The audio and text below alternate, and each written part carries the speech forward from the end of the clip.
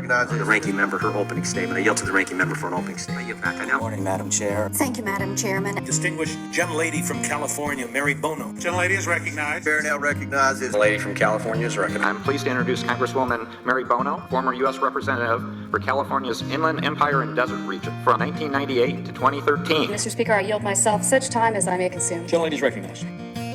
Hello and welcome to Sagely Speaking. I am your host, Mary Bono, and we are delighted that you're here. And I'm really thrilled to have my guest today. She is a phenomenal woman. She's a force of nature. And I was pleased to get to know her and work with her years ago when she was at Office of National Drug Control Policy. Regina LaBelle is a distinguished scholar and director of the Addiction and Public Policy Initiative at the O'Neill Institute at Georgetown Law. Regina also founded, directs, and is a professor in the Masters of Science in Addiction Policy and Practice program at Georgetown's Graduate School of Arts and Sciences. In 2024, she was appointed to the National Advisory Council on Drug Abuse by the Secretary of the Department of Health and Human Services, or HHS we call it. She also serves as the public authority representative to the Independent Ethics Board of the World Anti-Doping Agency, or what we call WADA. And in 2021, she was appointed acting director at the White House Office of National Drug Control Policy, which I was so excited about.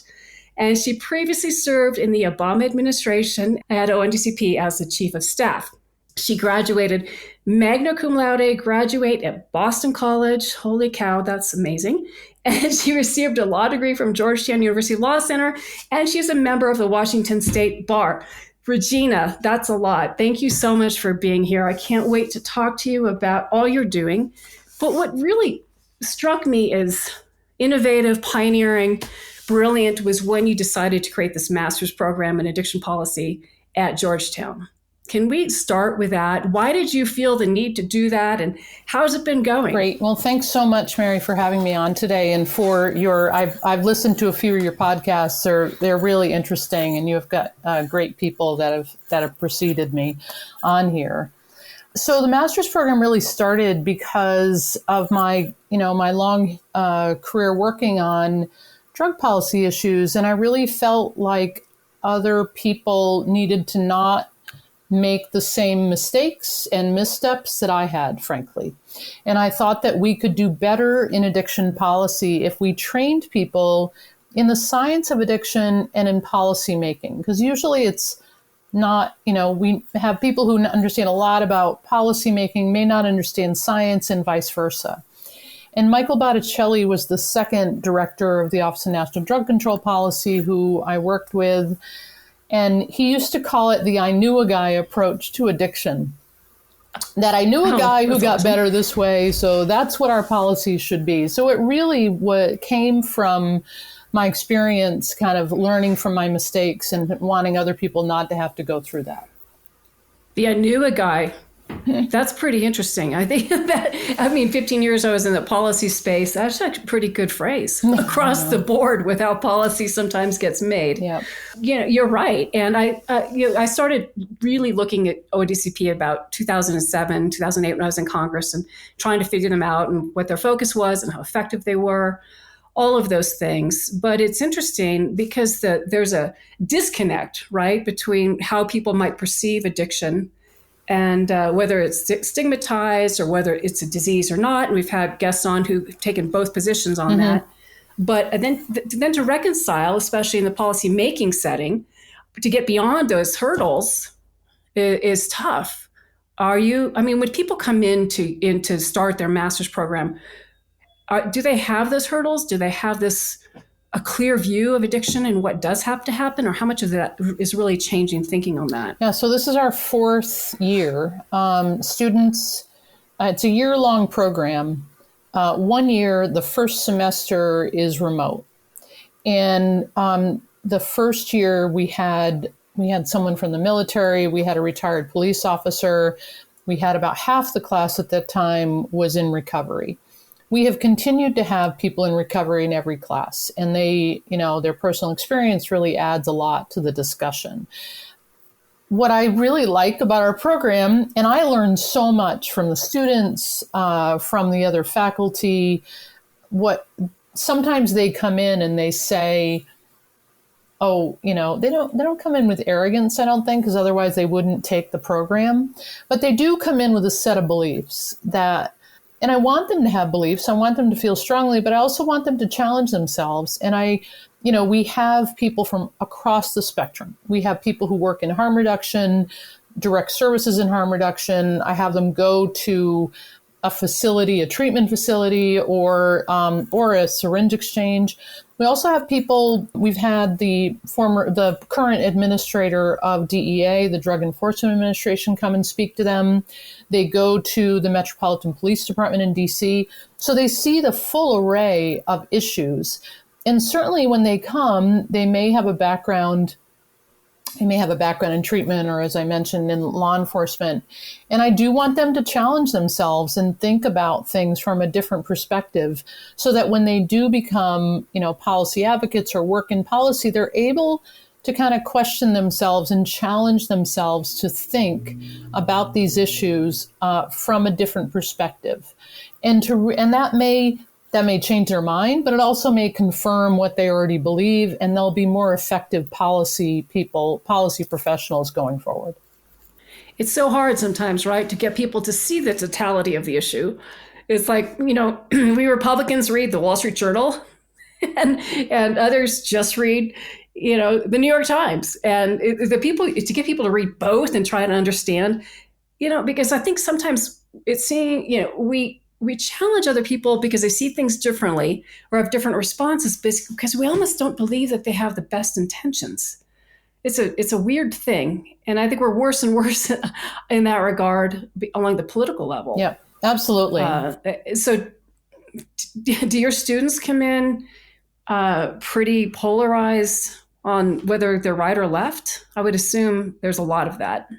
Yeah, we set up the expectation that we treat everyone with respect. And that's, we're in this for a good cause. We're not in this for some other ulterior motive. And to assume good intentions. That is so important.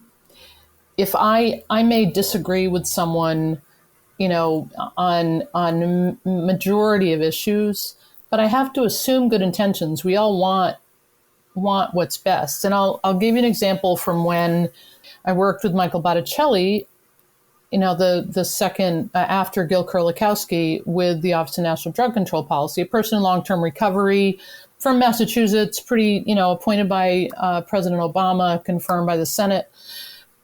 He worked really closely with Congressman Hal Rogers, Republican from Kentucky, to change the language about syringe services programs. Because Congressman Rogers understood that syringe services programs, also known as syringe exchanges, can get people the services that they may need to improve their lives. And Congressman Rogers from Kentucky, a conservative from Kentucky, understood that and agreed with Michael to change the language. And again, we may not agree on most things, but we agreed on that we need to improve the lives of people who are affected by substance use disorder. Well, Hal is a rock star. He's a real champion, and he's always been willing to listen to the other side. He'll be on the podcast a little bit later in the year, and he and I created the Prescription Drug Abuse Caucus together way back when, decades ago, it seems. But he is somebody who's willing to listen and always assume the best of intentions, which is so critical and it's just so sorely lacking now. But Michael Botticelli, great guy. I think, again, being in recovery, he made it safe for people to, and by the way, I was no longer in office and he included me in a lot of those White House meetings. As a Republican, he would invite me to come down, which was great. And by the way, but Gil Kurlikowski and I worked together so well. He was in my district a number of times. So you can get beyond that thinking and work together to find the solutions, which is what, your whole master's program is all about. But Regina, in your time doing this, in your long service, how far have we come as a country? Yeah, we're at historic rates of overdose death now, and I want to start with that. We're at 100,000, and 40% of people, there's a recent survey that showed that 40% of people know someone who died of an overdose. There are 300,000 children who've lost a parent to an overdose. So all that being said, the repercussions and the bow wave of these issues are going to be with us. They've been with us for a long time. They're going to continue to be with us for some time. But we have made some strides. And one is, as you mentioned, we have a recovery movement. More and more people are coming forward and talking not only about, their story of addiction, but about that recovery is possible and that treatment works. And what their life in recovery is. I mean, those are incredible stories and incredible people who I am, privileged to work with every day. And they're, the fact that there are young people in recovery conferences. I just spoke at one a couple weeks ago. So we've come some ways in recognizing that, the importance of recovery. We're removing some of the barriers that were not based on science to treatment. And I also believe strongly that we need to reduce the stigma of, that's attached to substance use disorder and people with substance use disorder, to get them the services that they need, and to have the healthcare community recognize that those are their patients. They're not someone else's problem. They're all of our problems. We have the solutions to meet them, to reach them. I mean, I think we've come a long way in terms of the continuum of care, where I'm a little bit challenged with. I think we still have a lot of stigma. I'm really concerned that we're kind of feeling like nothing works, and we do know what works, but it takes a heavy lift, and people like yourself who are continuing to focus on this issue, and also people in Congress continuing to recognize the importance of this. Not to say that we solved this, because the issue continues to morph, and it's really hard to get ahead of it. Synthetic drugs are a big problem, and they're going to be with us for a long time. So, we can't take our eye off the ball, even though we had a slight dip this year in overdose deaths. May not be a trend. We have to keep going. I don't think you or I or so many others would have foreseen, the fentanyl epidemic. We're making some good progress, and then along comes the synthetics and fentanyl. And what the difference, it seems to me, of course, is how the bad guys, I call them to simplify it, but the narco traffickers and transnational criminal organizations, that they are preying now on our children as young as 12 via social media. Mm-hmm. I mean, what a perfect storm of horrible things to add social media and get synthetics on top of it and targeting our kids. I think the difference here is how much of this is law enforcement. By the way, there's no one answer. It's the totality, right? If law enforcement, harm reduction, prevention, demand reduction, you name it. But it certainly seems that we should be doing a better job of going after these people who are really preying on our children. And a decade ago, God, I never would have thought you'd have a 12-year-old getting fentanyl off of Snapchat. Right. I don't know that I'd heard of fentanyl other than the clinical setting, and Snapchat, couple them together, and it's preventable, is it not? Yeah. So I think that, social media has a real role to play. The social media companies, the algorithms are a big problem. Congress actually, it looks like the Senate's going to pass something. There is a lot more that can be done in social media.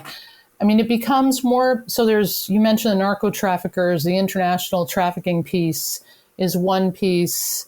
And then we've got these disparate kind of, number of traffickers who operate on their own through social media. And that's a lot harder to reach. And that's why the social media companies need to be part of the solution on this, as well as parents. Certainly there's a huge role for parents to play, and in making sure that they're cognizant of what their kids have. But the algorithms are a big problem. And my students tell me, it's really easy to get this on the internet. And, it's pretty frightening for parents who see this happening every day. I'd like to take this time to thank my incredible sponsors. Lucy Pet Foods is the leader in gut health. Their formulas for life feature prebiotic balanced fiber that nourishes your dog and cat's total health. Every purchase helps support the Lucy Pet Foundation, a 501c3 charity helping animals. Save 15% off your first order. Use the promo code SAGELYSPEAKING, all one word, and you'll also get free shipping at lucypetfoods.com. And the code word to enter to win our gift box is Lucy. Mothers Against Prescription Drug Abuse, driving solutions to prevent drug abuse and overdose deaths by focusing on prevention through education and awareness. All of our sponsors can be found on our website at sagelyspeaking.com. And now, back to our interview. Something that we're seeing that is different is Congress is not shy now about appropriating money, authorizing and appropriating money for the issue. And now we have these lawsuits, so there's funding out there.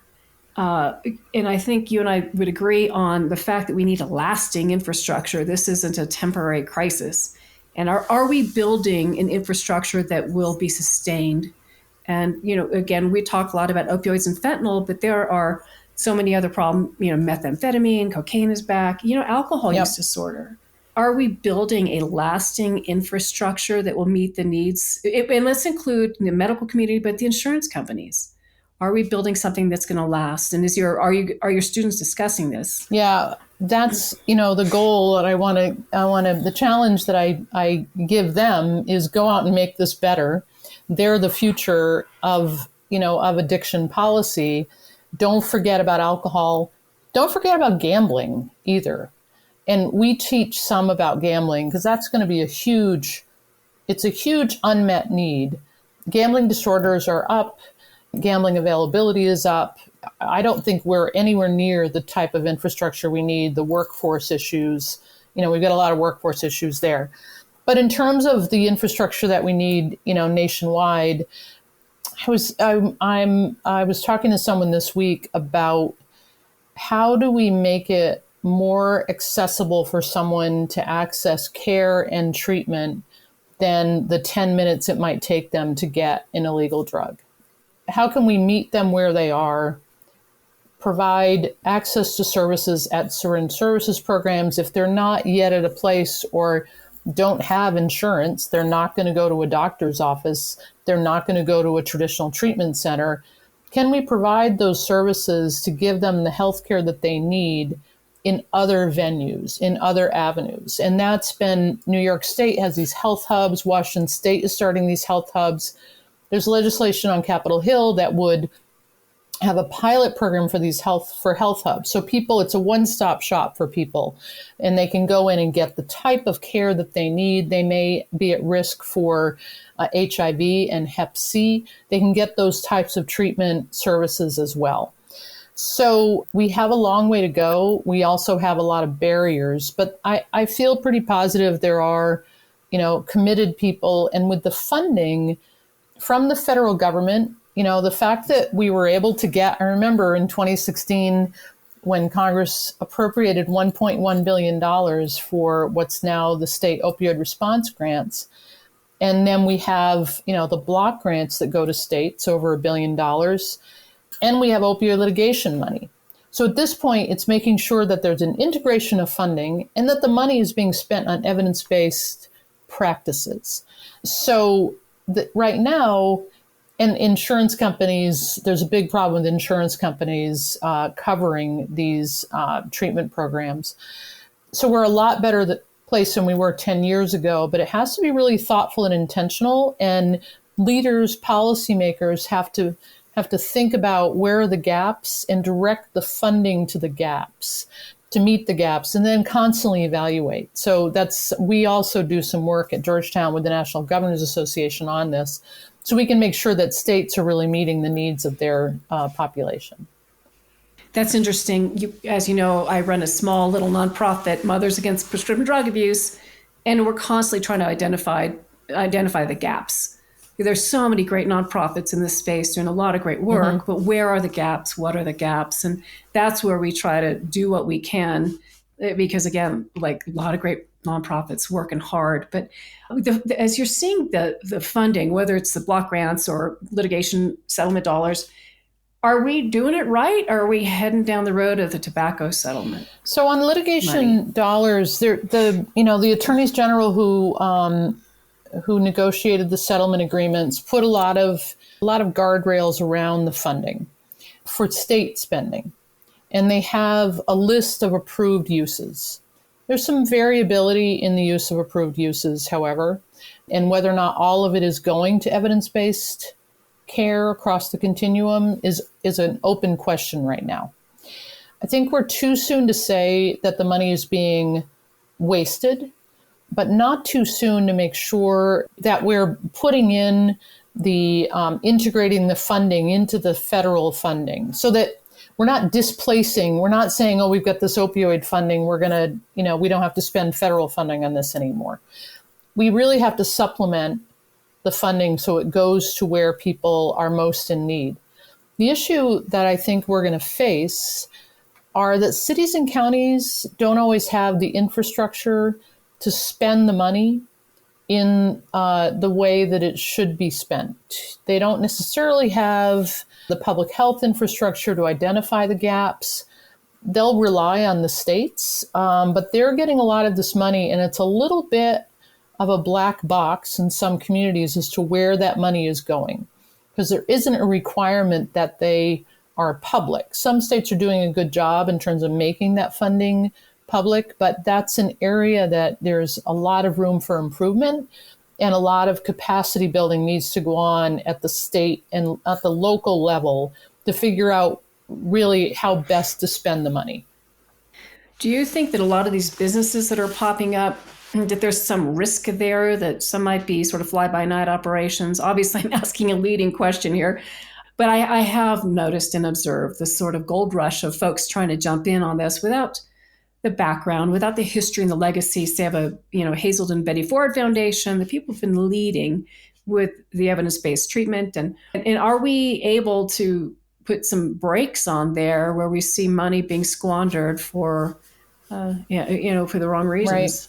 So that's where it's called Exhibit E comes in. It says this is a list of things you're supposed to spend it on. Now, whether or not the state AGs say, look, you're not spending it appropriately, you need to give it back, that's happened in a couple cases.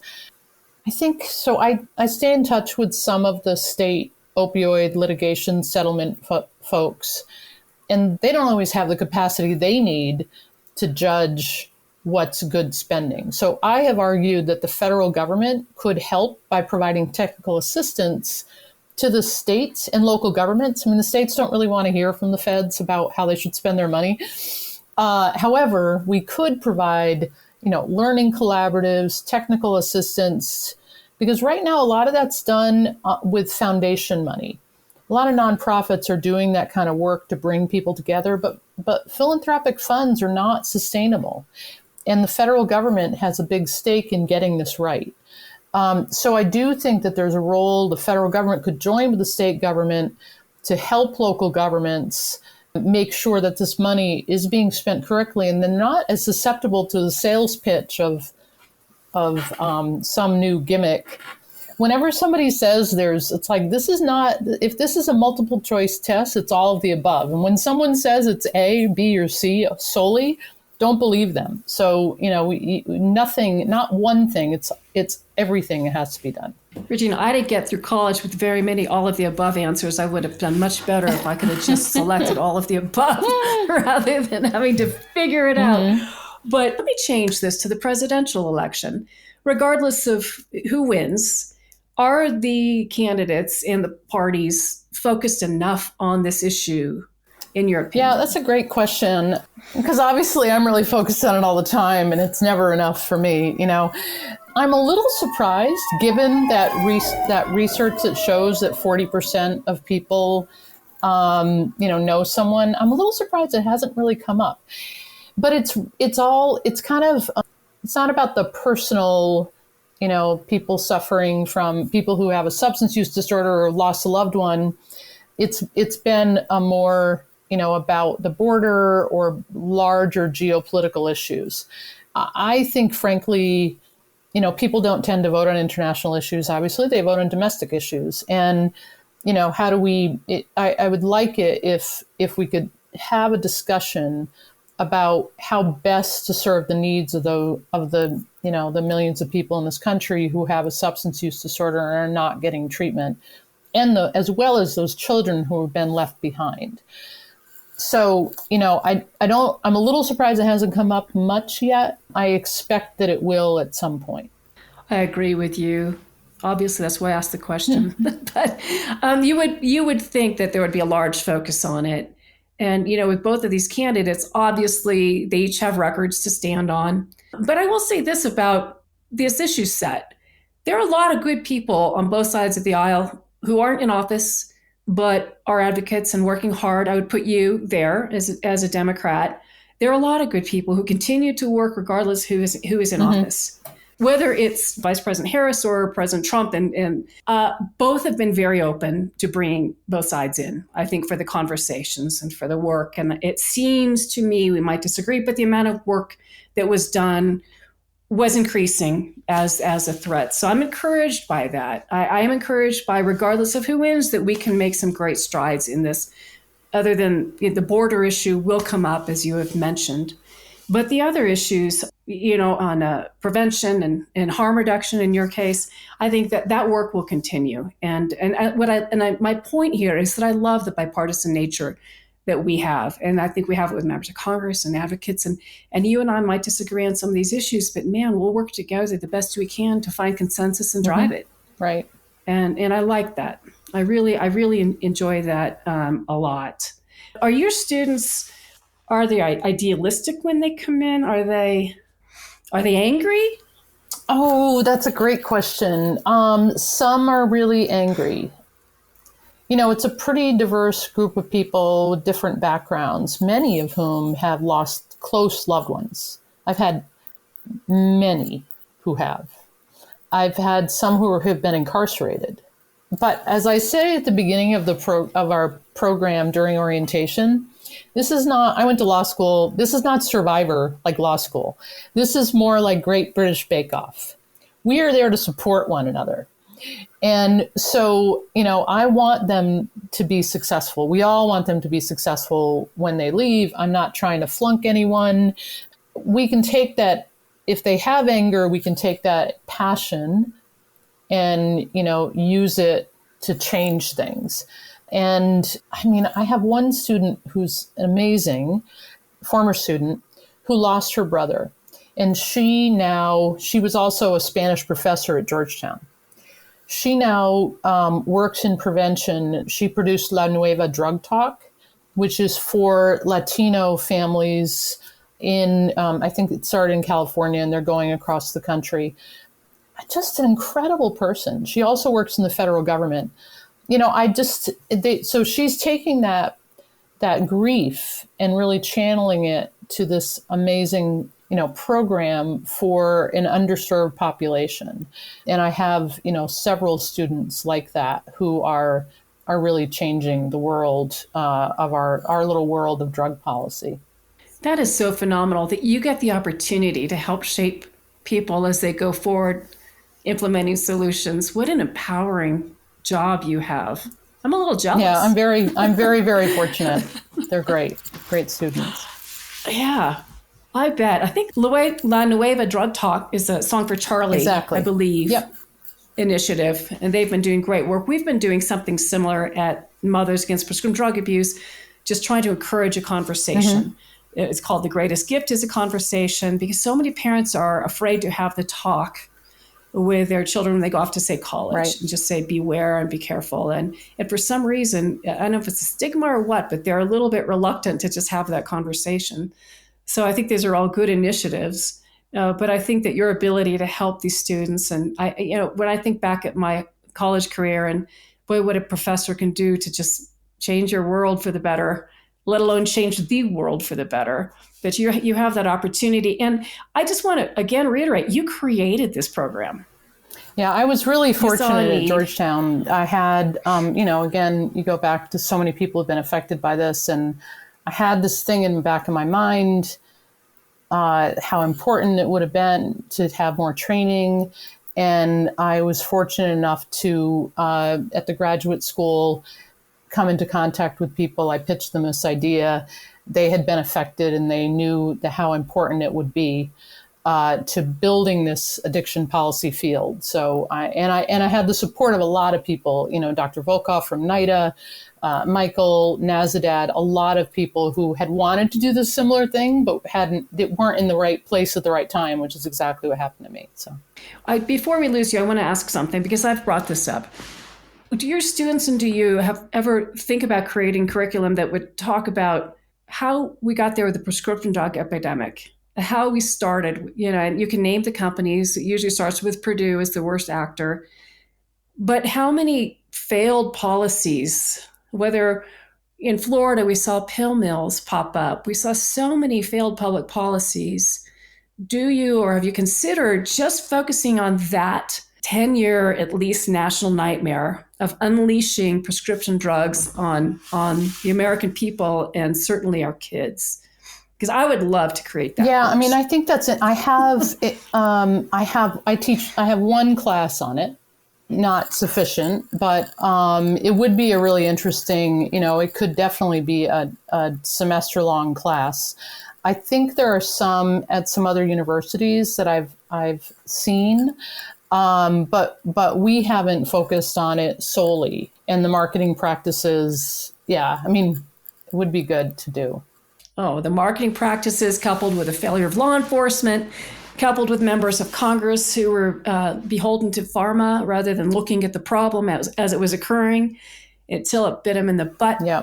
There's a lot there. There is. It could be a big seminar. It could be, and it should be, because there's so much that went wrong. Right. So many people turned a blind eye, and we've lost, hundreds of thousands of people because of that. Every time I read something else about it, every time I prepare for this class, it makes me more and more upset about how we let it get that far. So yes, it could be a whole class. It could be. I think it could be more than a semester, sadly. Mm-hmm. But Regina, I want to thank you so much for your time and your work, and just applaud your creation, your baby at Georgetown with this Master's of Science in Addiction Policy. I think it's just phenomenal.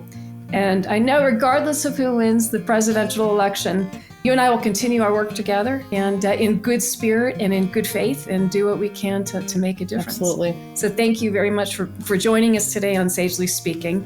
And I want to thank you for listening to our listeners, and a huge shout out and thank you to our sponsors. We couldn't do what we do without you helping us. And until next time, everybody, be well.